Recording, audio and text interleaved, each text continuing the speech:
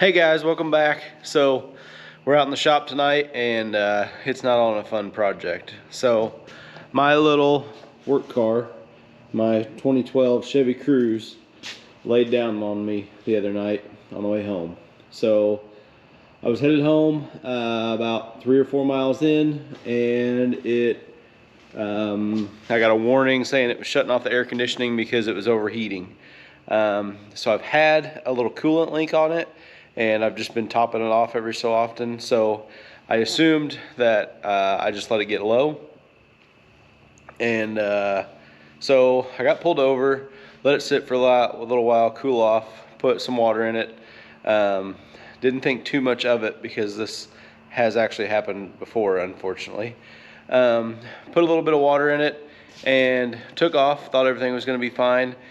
And the temperature never really came down very much. I kept an eye on it, and it was in the 220s up to like 230. I think the highest temperature I saw was about 235, which is pretty warm, but I didn't think it was all that bad because this thing runs like 217, 219 degrees all the time anyway, normally. So anyway, it worried me a little bit that it wasn't coming down, and then I started kind of losing power, and I got it pulled over. As soon as I got pulled over into this parking lot, it died on me, wouldn't start. So anyway, I got it hauled back here. Anytime you hit the key, it just spins over real free as if it doesn't have any compression, which is a little worrisome. So first thing I'm going to do is I'm going to get the coil pack and stuff pulled off of it and do a compression test.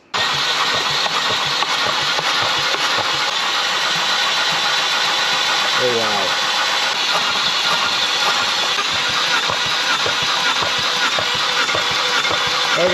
Okay, so for those of you keeping score at home, that was about 30 pounds there. Nothing. Didn't even bounce the needle there on what I believe to be number 3. Nearly 30 pounds here on number 2. And number 1, just over 90 pounds, which even 90 pounds for this engine, I imagine, is not nearly enough. So that kind of confirmed my fear about no compression. I know these engines are, I don't know that they're notorious for this, but they do blow head gaskets occasionally, and I don't know if that generally is the head warps or whatever. So basically all I'm left with is I'm going to tear into this and head towards the head gasket and see what I can find in the meantime.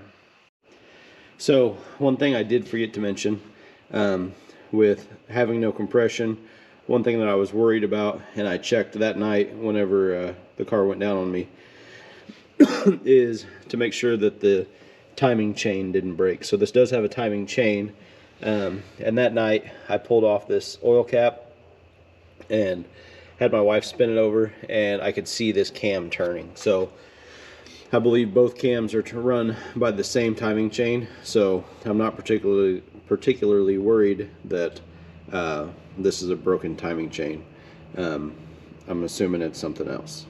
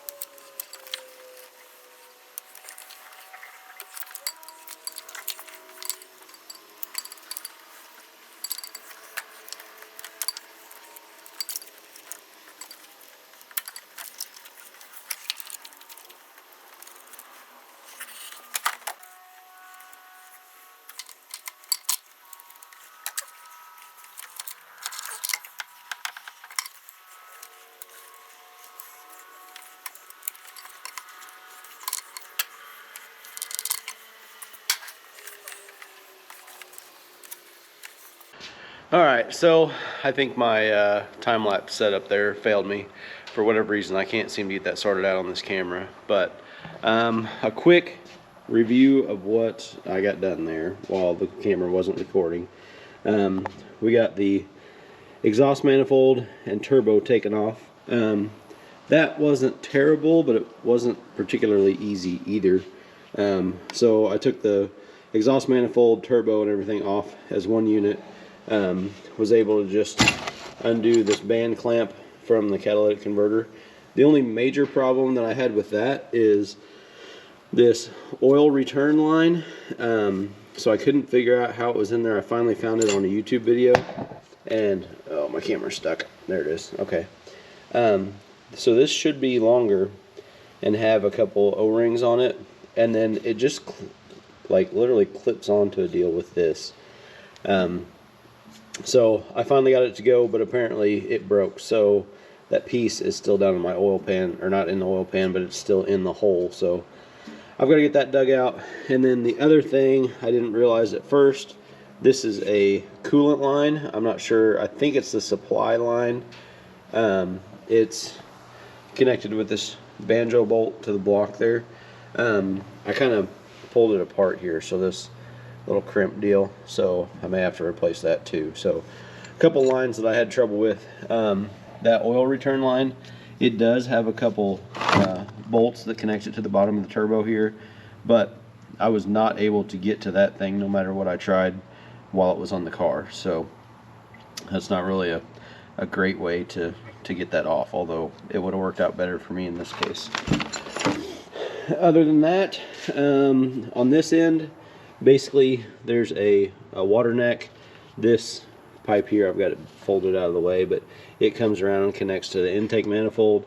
Got that all taken off. The intake manifold, I basically just unbolted that and laid it back. You can see I've got it wired back to the wiper arm for right now. I will probably go ahead and finish disconnecting that and get it all the way out, just so I've got more room. It's a little cleaner because, like, right now it's kind of a mess, and whenever I go back together with it, if things are a little more organized and procedural, I know we'll do better about getting everything put back together the first time, because I started disconnecting stuff there. There's a bunch of wires underneath, so I looked and decided that I could probably just unbolt it and slide it back. I was able to do that, so for now that's what I'm going to do, but probably while I'm waiting on parts or whatever, I will disconnect that, get it out of there, then get everything all straightened back up. This side here basically was just the air box. That's real simple on these cars to remove. So last night where I ended was here. So I got most everything around here taken apart, and I was down to starting to take off the head.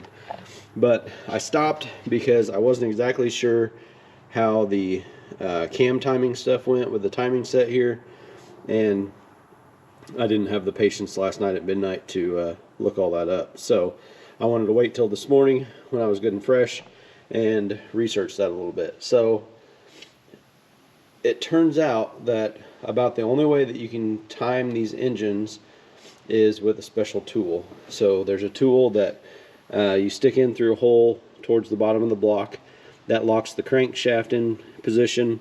Then there's another tool that it's basically just a bar that slides in here, goes into these slots on the end of the cams, holds them in position.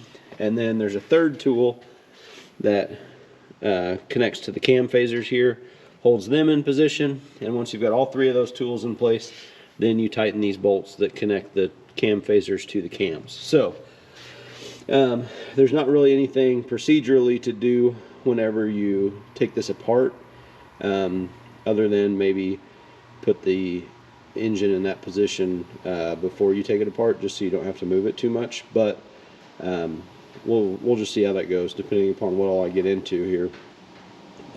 I may wind up putting a new timing set in it, or going ahead and taking the timing cover off and verifying the timing and everything that way. So I haven't come up with too terribly much yet. So you remember the cylinder number 3 It had zero compression. I did figure out what happened there. So this is the only thing that I found so far. I'm assuming I'm going to find more as we get the head off, but if you look here, so I believe this is four valves per cylinder. So these two cam lobes are the exhaust side on cylinder 3.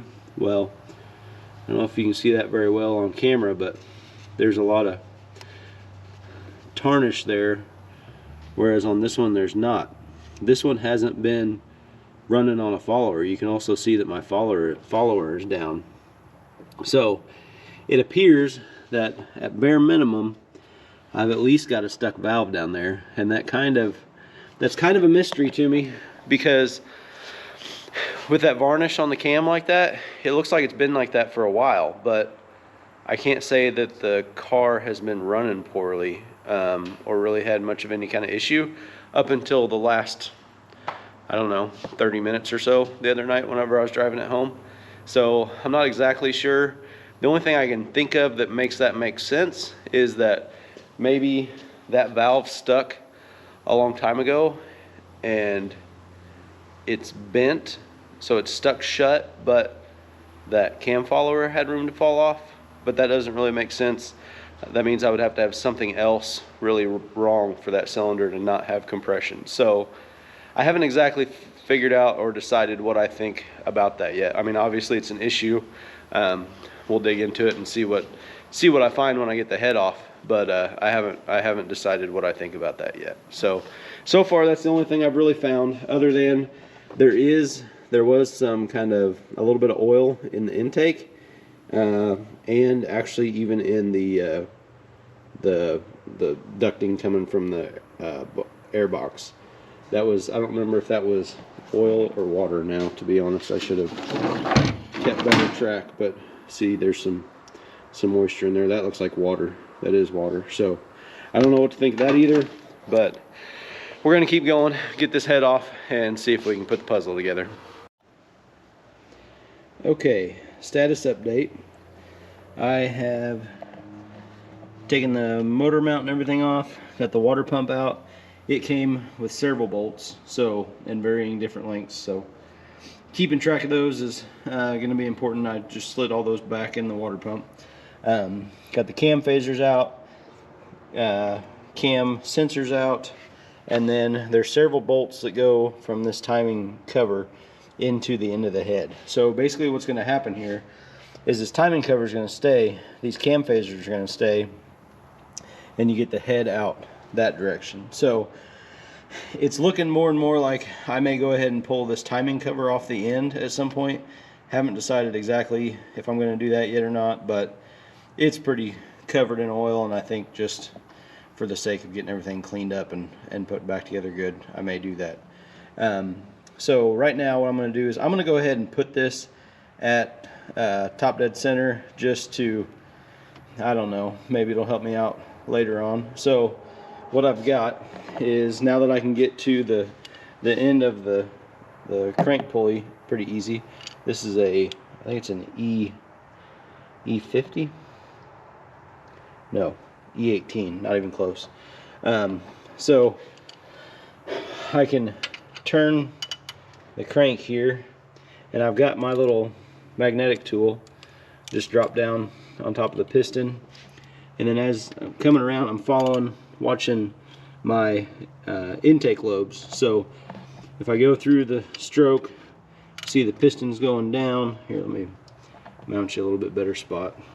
Okay, now maybe you can see as I come around, my piston is going down and my intake valves are opening, so I know I'm on the intake stroke. Now my intake valves are closing, my exhaust lobes are completely out of the way, so coming back up, and then on this stroke, as that comes up all the way, that'll be top dead center on the compression stroke, and that should be right about there. I may have gone past it just a hair. So there's Actually, in the cams, you can see there are little clearance notches to get a socket down to the head bolts. So next step, I guess I need to pull this little guide block out, but then after that I'm going to go ahead and see if I can get this head off here. Alright, there's 12 head bolts that are pretty tight. I'm going to go in something similar to the reverse of the torque pattern. I'm going to go just 90 degrees at first to get everything broke loose.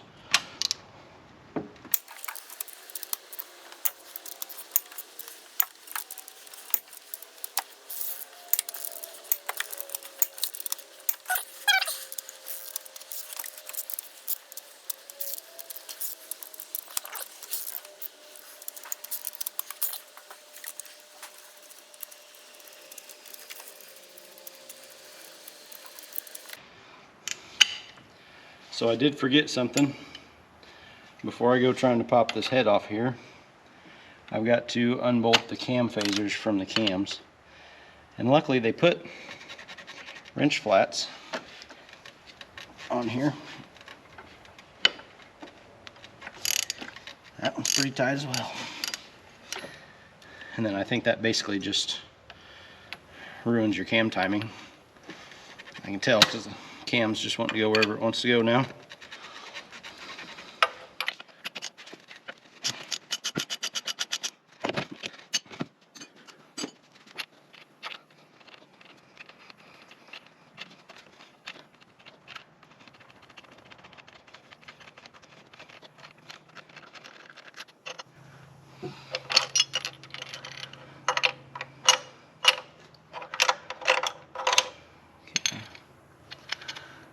There's that. I bet there's probably a lot going on inside that bolt. Alright, let's see how this all goes.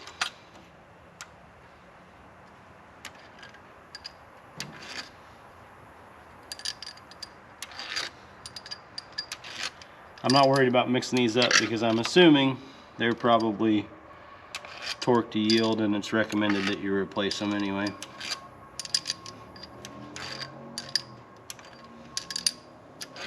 Okay, now I guess I'll just, well, okay, not real sure. There we go. There's that.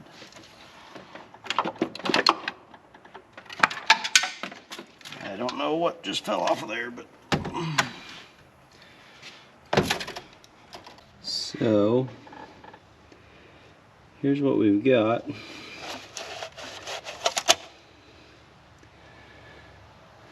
I don't know, this is kind of a multi-layer steel type head gasket here.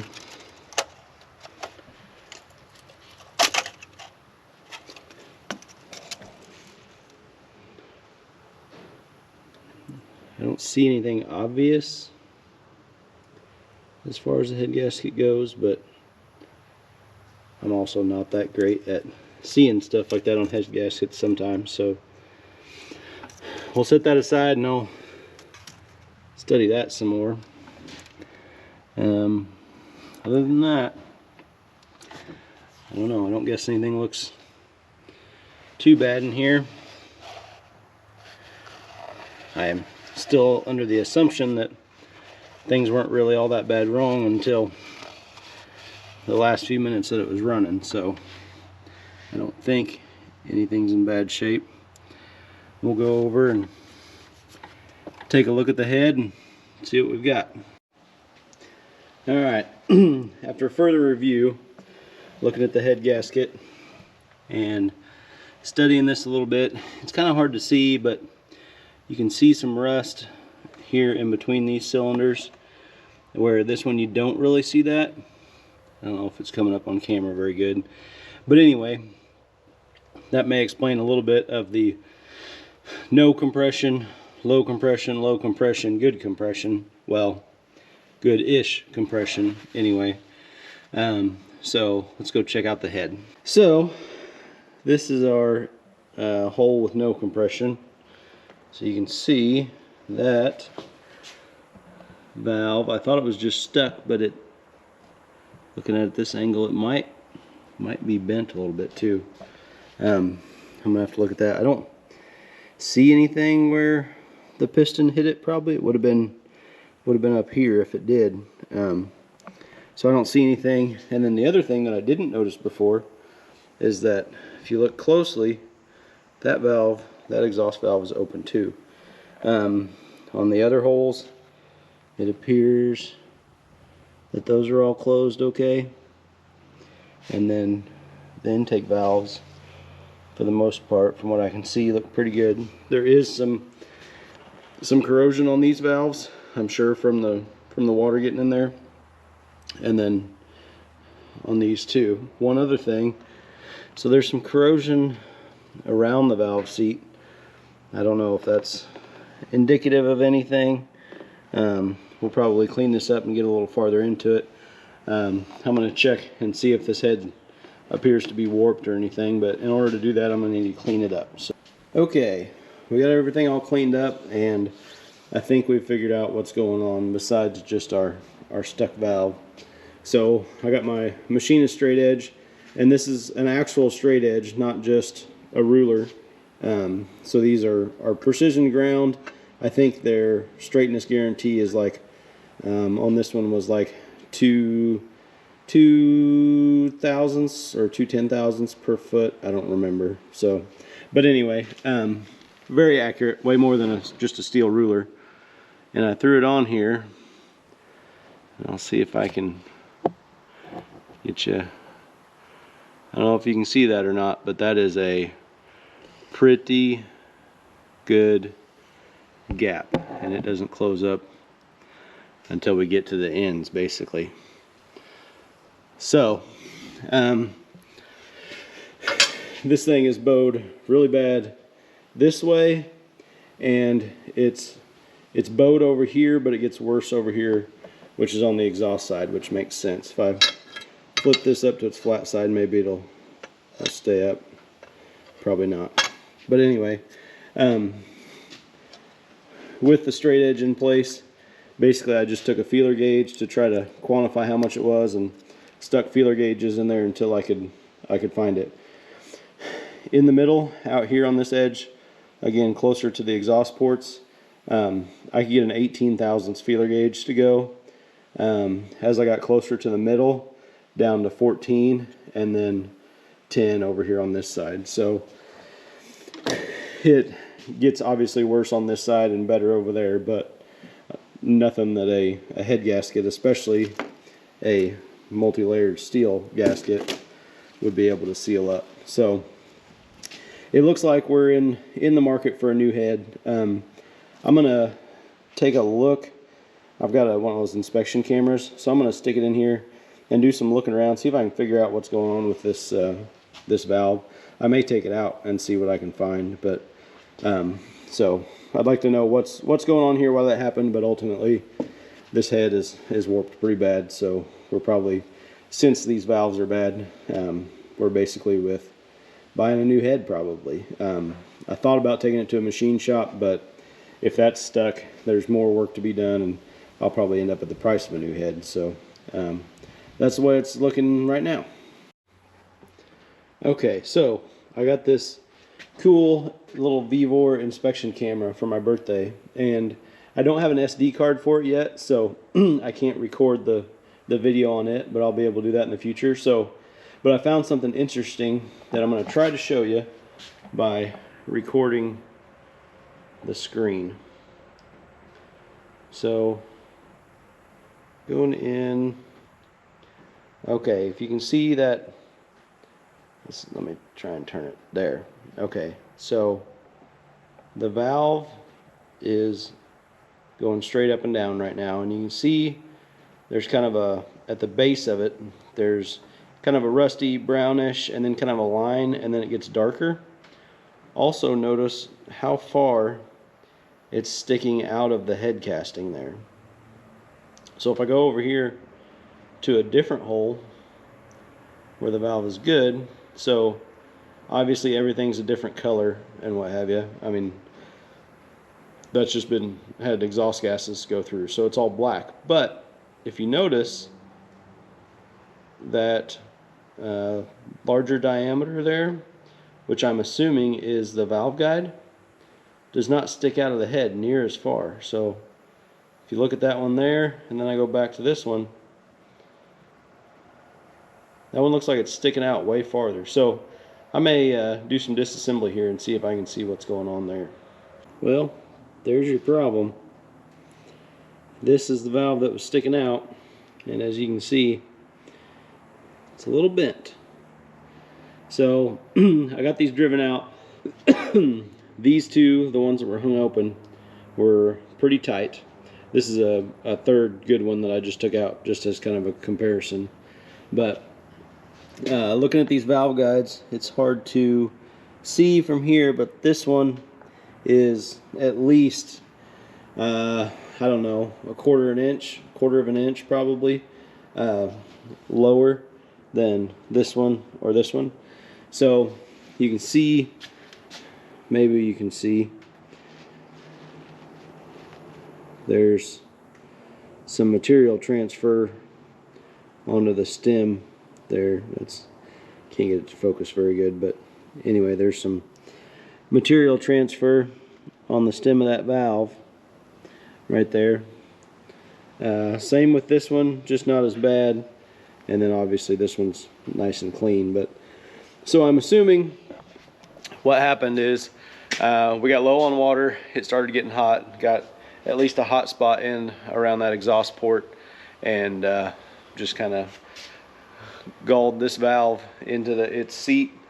And then the next time the cam came around, it shoved that seat out, or the guide out a little bit. So I assume that's the order of operations. I know we got hot, and so that's about what had to happen. So this head is pretty much toast, or at least there's no point in trying to rebuild it, I don't think. For the money, I think I'd be better off just ordering a new one that's assembled. It'll come with all my valves. I think they even come with cams and everything, so that should all be good to go. I'm going to check into that first. I'm going to go check out the engine. So with this valve being bent, I know it kissed the piston at least once. The way it's bent and as small as that valve is, it wouldn't have taken much to get that bent. So I looked at the piston. The top of the piston looks fine, but I'm going to go clean up the deck and check it with my straight edge just to make sure we don't have any warpage going on there, and that it will accept a new head. Okay, this is where I kind of regret getting such a long straight edge, but I'm trying to get it in here without banging it around on a bunch of stuff. And this is a 2 thou feeler gauge, just because I'm feeling optimistic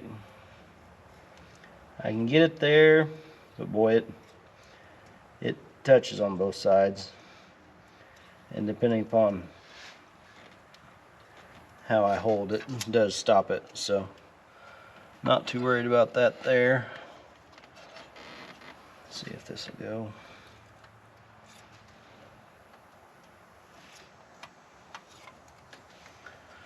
I don't know if I'll be able to go across the other way or not.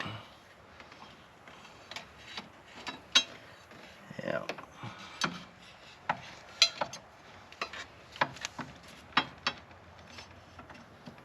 There, that gets me a little bit more. It is a little low there, provided I'm down. Oh, not if I'm on top of the dowel pin. There we go, that's much better. Okay, so that gives me quite a bit of confidence in the block itself still being straight. So not too worried about that. I think it's about time to go see about ordering some parts. So I went to AutoZone because I was going to check on ordering the head with them, because they had a head gasket set in stock. It said online, and so I got there, asked them about the head, and they had one in stock. The girl that worked there said that they got it in like last week and that they're going to start stocking that part number, and she wasn't sure what that fit on. So apparently this is a common enough thing that AutoZone's going to start keeping them in stock. So anyway, that's cool. I'm not going to be able to get it done tonight because my timing tool isn't come in yet.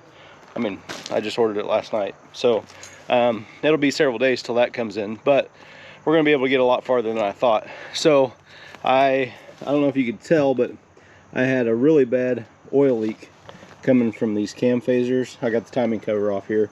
So I figured I'd go ahead and get that cleaned up, and we got new gaskets, seals, all that stuff.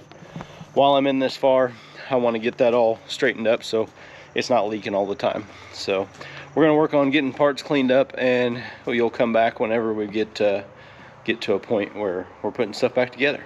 All right, got everything cleaned up as best I could. Went through, scraped everything, wiped it all down with brake clean. It's all good and dry now, so I'm going to throw this head gasket on. So this is a Felpro Permatorque. It's another multi-layered steel, but this one's got some rubber sealing rings on it. It says this side is the top, so we'll get that stuck on and let's get the head stuck on.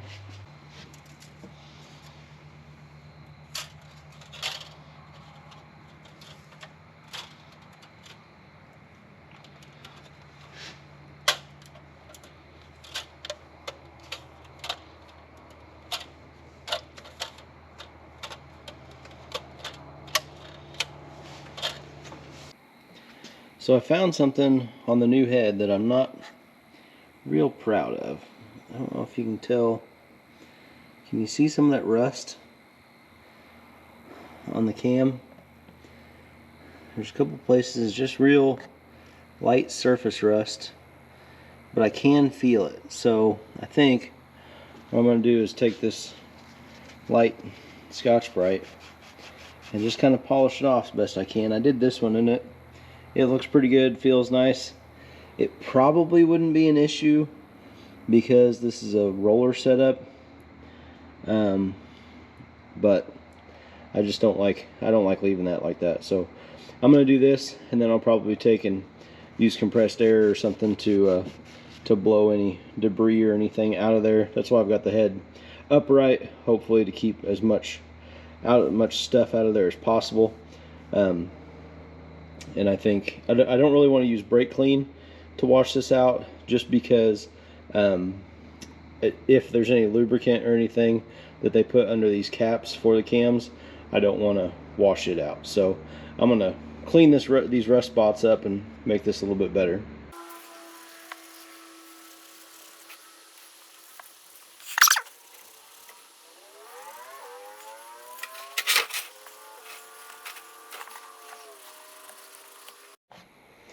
Okay, so those cleaned up pretty good. Again, something I hate that I have to do, but it cleaned up pretty good. The Scotch-Brite doesn't remove hardly any material, so they've all still got a nice smooth polish finish, and I think it'll be fine. I just wanted to get those off just in case it would cause an issue. Okay, the last thing I did to the head also was wipe it down with brake clean. The manual says make sure it's free of oil, so that's what we did.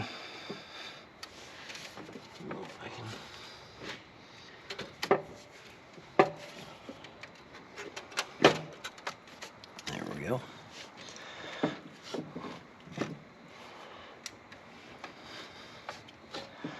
Try and line up this front surface for the timing cover as best I can. I went ahead and got new head bolts for this. I didn't read anything in the manual about them being torque to yield or anything, but I figured it'd probably be a good idea.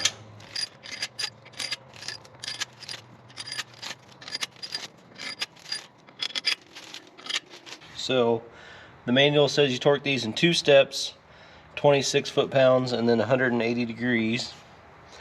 I got this lined up pretty good. and then you just basically go in a circular pattern from outside to in, starting here. So that's what we'll do now.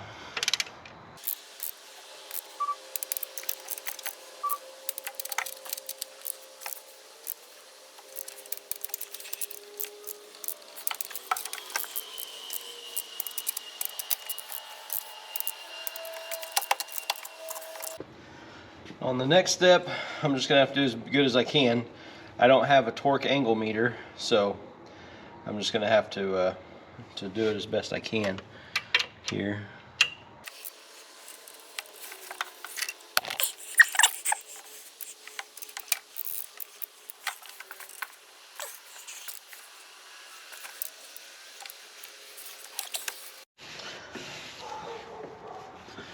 All right, one more brake clean wipe here before we start going together with all this.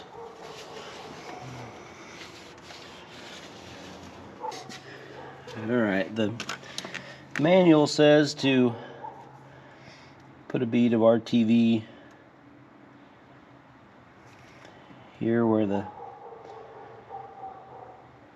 head meets the block.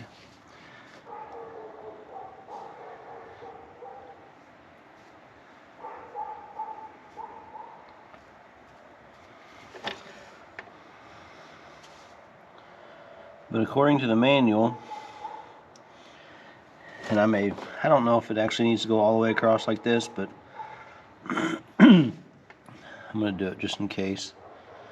The manual says that after you put this on here, you should get everything put in, and the timing cover needs to go on within 10 minutes of this being on here. I don't know how a person could possibly do that. So I'm going to try not to waste any time, but I don't know if that's practical. This stuff, this RTV, it can sit for an hour or so, so I'm not that worried about it. There we go. And then on there.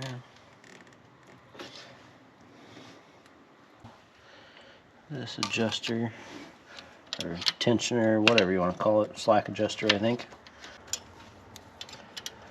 So the gasket has to be the first thing that goes on.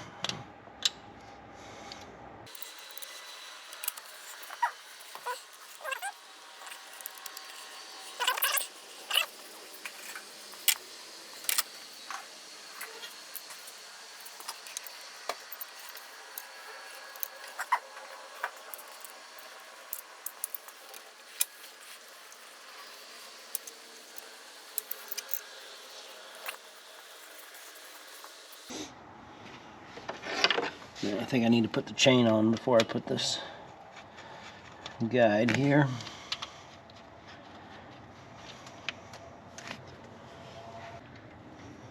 Oh, I might have needed to put it on before I put the what you call it on? The tensioner.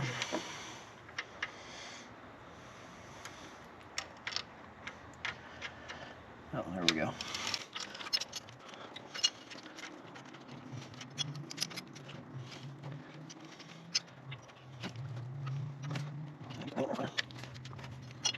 Yep, I think so.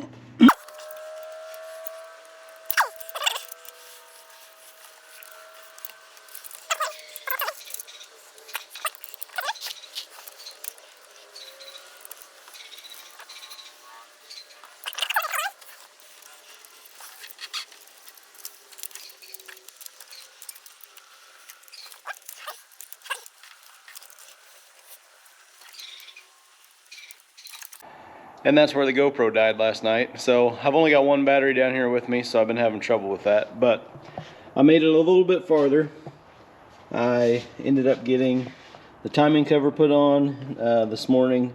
I went ahead and put the water pump on, so that's going well. I still don't have the cam timing tool. I won't until probably next weekend, unfortunately. So I'm basically just going to get it all put together as far as I can before I cover anything up that I'll need to get to use that. So I'm going to try and get the turbo on. I've been looking at that. So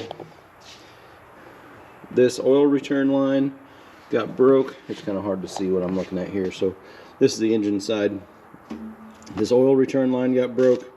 I'm going to replace this one. This is a coolant supply, I believe. That hose is just a little hard. I don't want to take a chance. It was pretty cheap. I could not get the coolant supply. I think it's supply. Either I may have those two backwards, but anyway. So I'm going to put the new coolant return hose on. I'm going to change out this coolant line, and then this is the coolant line that broke, and right now I can't see what I did with it. There it is. So it had a crimp on this end, but it's just coolant pressure. So I think what I'm going to do is probably cut that crimp off of there and just hose clamp the hose on, and we'll see if we can get by with that. This is a much better design. They've obviously had trouble with this. So anyway, this is, I think this might have been metal on the old one. No, it was plastic. And then you can see there they changed from making this out of plastic to metal here. So that's going to be a way better deal. This is Dorman part number 667520, just in case anybody needs to know that. So for the other coolant line, I ended up just cutting that sleeve off and then sliding it back over that barb and putting a hose clamp on it. That'll be just as good as it was. The only thing is I couldn't really get the heat shielding on there, but I don't think that's that close to anything, so I'm not too worried about it.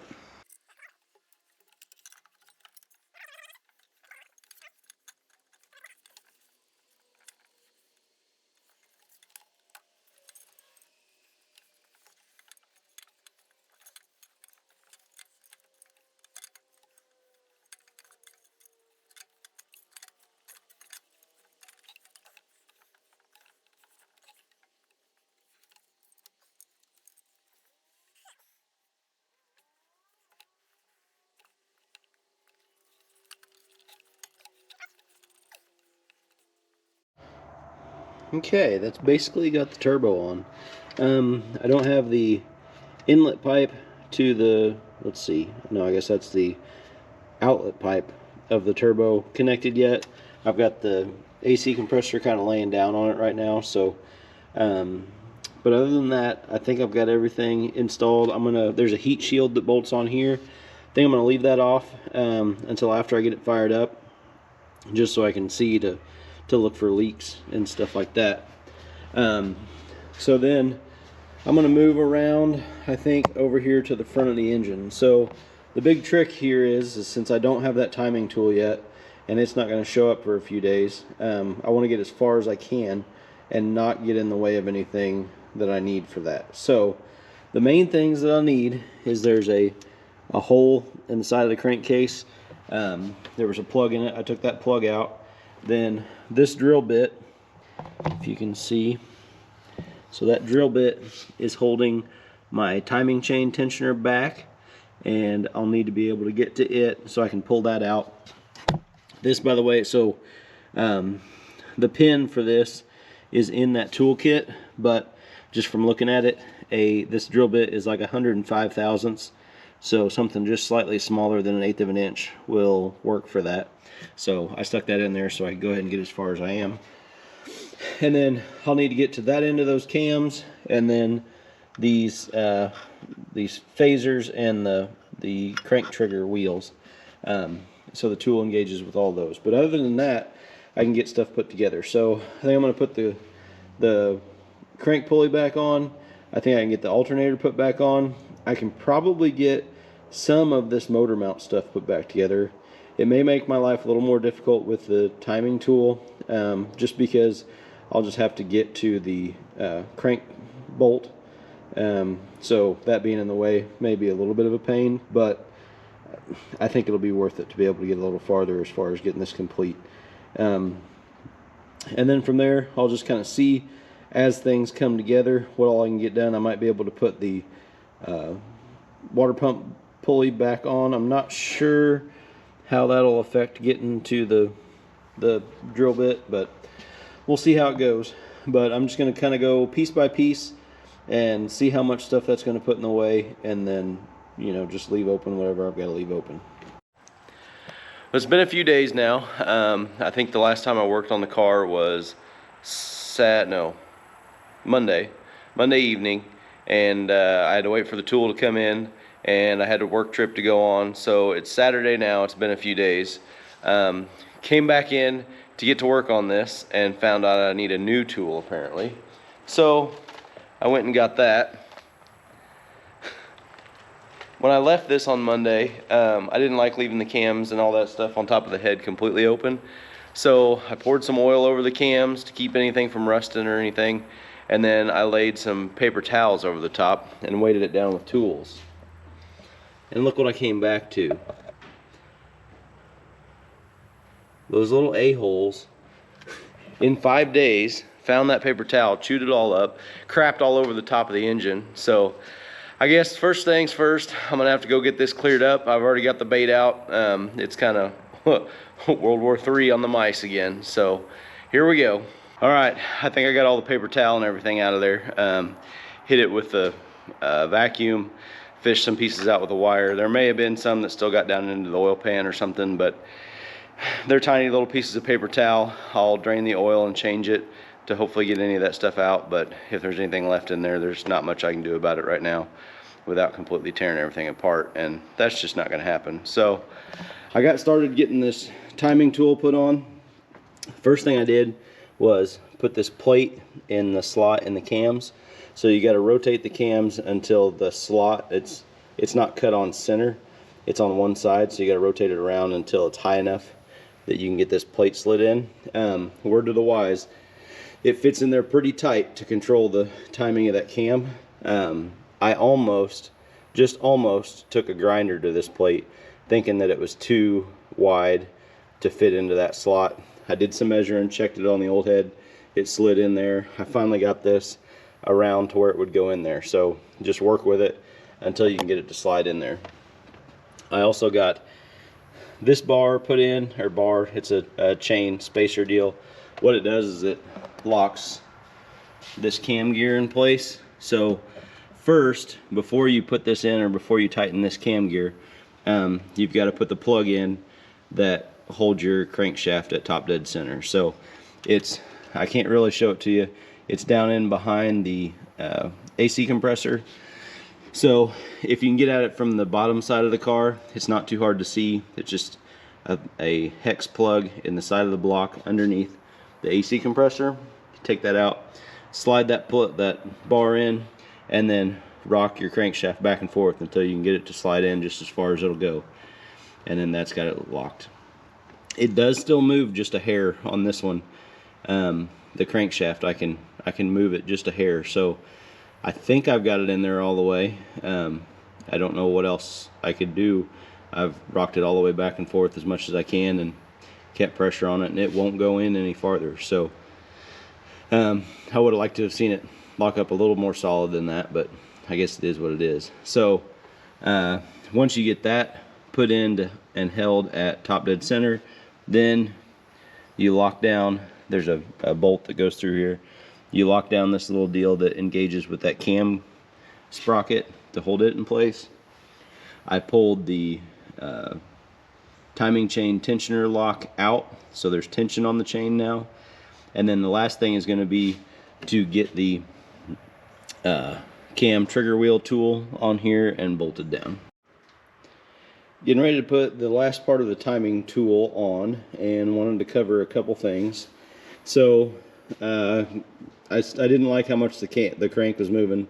Looked under there, did a little YouTube research, and if you tap that pin, if you've got it started good, but then you can tap that pin the rest of the way in with, I just use the end of a wrench, until that pin, there's a shoulder, it seats all the way against the block, and that goes in a little bit farther, engages with the crank better, and it doesn't turn now. So I feel much better about that. The other thing is, so right now we've got the cams are held still by their plate. The crank is held in position with that pin. So they are in the correct position to each other. The only thing that's left is these cam phasers are actually just loose on the end of the cam. They can spin in relation to the cam, which is fine.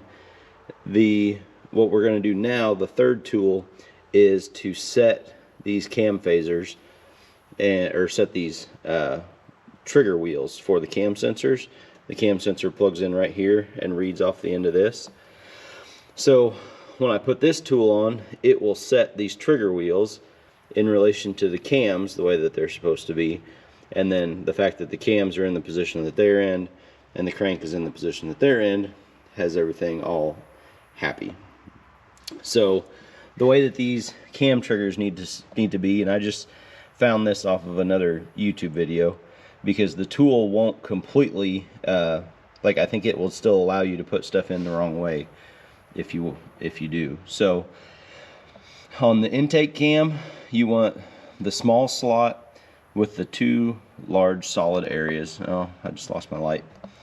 So I think you can still see well enough. Here's another light. Okay, so the small slot with the two large flat areas, and then on the exhaust cam you want a large flat area with a big space, and then one of the small areas. So that needs to be up about like that, and then we can install this tool. So the third tool is, I kind of think, the key to the whole deal, and it slides down, and it's got a deal that engages there and here. So it locks those cam sensor wheels in the right spot, and then this just needs to be tightened down. Alright, now that we've got everything locked into place, we can torque down these bolts on the end that clamp the cam actuators and cam position sensor rings, whatever you want to call them, to the cams. So it's a 24 millimeter head, and you'll want to use a 22 millimeter wrench to hang on to the cam. You don't want to put all the torque against the tools that you've got in there. You want to use a wrench. So the torque is 37 foot-pounds, and then an additional 60 degrees past that. So alright, so I got the first step of the torque sequence in, but I don't have a torque angle meter, and the local parts store doesn't have one either. I wanted to get this done, and I wanted to do something a little bit more accurate than just guessing by my feel or my eyeballs. So I came up with what I think is a pretty good idea. I've got just my ratchet here, and I zip tied my phone to it. I downloaded an angle finder app, and I can dial it in to within 1/10 of a degree, at least as accurate as the phone is, which is at least as accurate as what one of those little dial torque angle deals is going to be.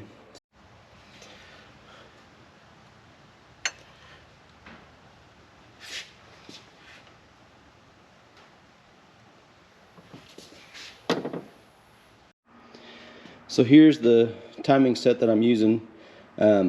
This is an Orion Motor Tools Motor Tech. It's just a 1.8, I think it was 1.4, 1.2, I don't remember, but for sure 1.4 liter cam timing tool. It's just a cheap one on Amazon. It was like 40 bucks, so it had pretty good reviews, so that's the one I went with. Now that all seems to be set up correctly, I'm gonna commence to slamming this thing together, and I'll bring you back on the next big step. There it is, all back together, I believe, unless I missed something. We got the air cleaner and everything put back together, intake manifold put back on it, and from there it was mostly just a matter of going around and making sure I get all the wires routed correctly, and got all the plugs plugged in, and that was about it. Not a whole lot that's very interesting to record. So we got the oil changed, new filter put in, and so we're just about ready to, I think, put coolant in it and get it fired up. So to get the coolant filled, I don't know that this is necessary, but my dad brought it up, and ever since then I thought maybe this would be the best way to do it, just in case. I'd hate to have any air pockets left in the car in the cooling system. So I bought this tool, again, another cheap Amazon purchase. So this is a coolant vacuum tester and coolant fill tool. So basically what you do is you set this gauge at your cap, you replace your cap with this, and then there's a valve on here.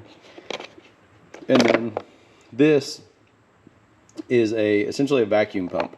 It's just an air venturi. You hook it up to your air compressor, it blows air out, and it pulls a vacuum on this line. So you plug that in to the manifold there, pull the vacuum down, and then you shut the valve, and then you replace the vacuum pump with this hose that's stuck down in your jug of coolant.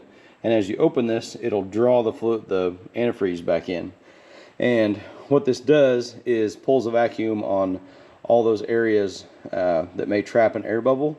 So if there's negative pressure in there, it will draw the coolant into that area. So from what I can tell online, this isn't 100% necessary. There's also a bleeder on the radiator that we may check out too, just in case. But we're going to give this a try if I can get my air compressor to work. As you saw there, I tried using the vacuum tool, and that didn't pan out very good. It wasn't holding vacuum very well. I thought maybe, you know, I didn't have something right, or something wasn't tight, or who knows, whatever. But I figured everything was fine. I was tired of messing with it, so I just wanted to fill it with coolant. So took the tool off, started filling the tank with coolant, took my bleed plug out of the top of the radiator, and I started hearing something trickling down on the floor.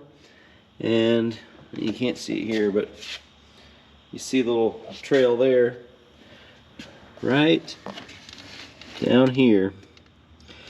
You can't see it, but there's a little hole in the radiator, a little bitty 1/16 of an inch maybe hole leaking there. So apparently I should have paid attention to the fact that the vacuum gauge wouldn't pull, or the vacuum pump wouldn't pull the vacuum down on the cooling system, but I didn't. So anyway, replacing the radiator is going to make this video pretty long. So I think what I'm going to do is I'm just going to cut now to after installing the radiator, and the radiator will just be a different video. I can't make this up. So I just got everything put back together with the new radiator in. It got everything all buttoned up. You can go check out that video. And I rolled under the car one last time just to check, make sure I had everything buttoned up and all good. And I see a very slow drip coming off that end of the engine. So I got my handy little inspection camera and started studying all over the front of the engine, trying to figure out where that's coming from, hoping that maybe I, you know, knocked a hose off somewhere or something like that. Nope, it's coming from the shaft of the water pump. So we're going to tear this thing apart for the 3rd time now, and maybe we can get this thing going. It's a wonder that this thing held any water in it at all. So it's not all that surprising what I did to it. I thought I had one little leak. Apparently it was just running out of the thing. So here we go. Unfortunately, I'm getting pretty good at taking this thing apart, particularly the water pump. So minus time to go get the parts, that was maybe 30 minutes to change that water pump out. I don't have the patience to, or didn't have the patience to record that, and this video is going to get pretty long anyway. So I think we are now finally all put back together. We had the oil changed, we've now changed the radiator, got a new water pump in there. I think I got everything hooked up okay there. So now we are back to putting coolant in. And if I can get the air compressor going again, I'm going to try that vacuum tool, and if we can get that to work, hopefully we can get that to work, and I'm gonna trust it. If it doesn't pull a vacuum this time, I'm gonna look more for leaks, but we'll see how this goes.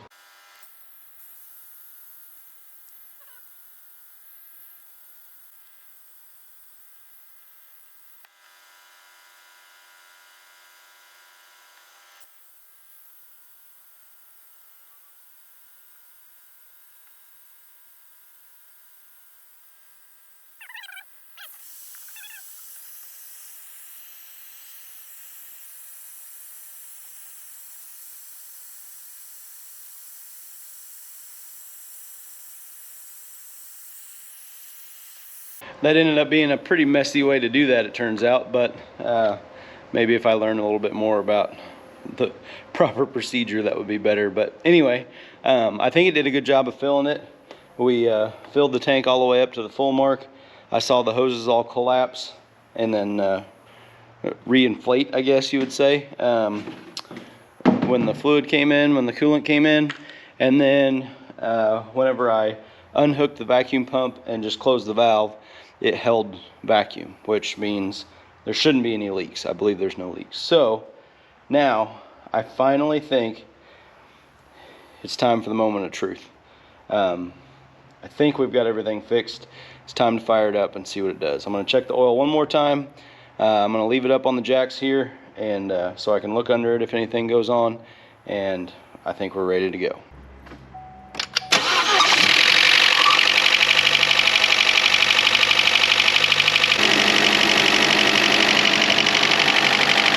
There's a little more valve train noise here than I wish there was. I'm hoping that's just a matter of some followers pumping up with oil.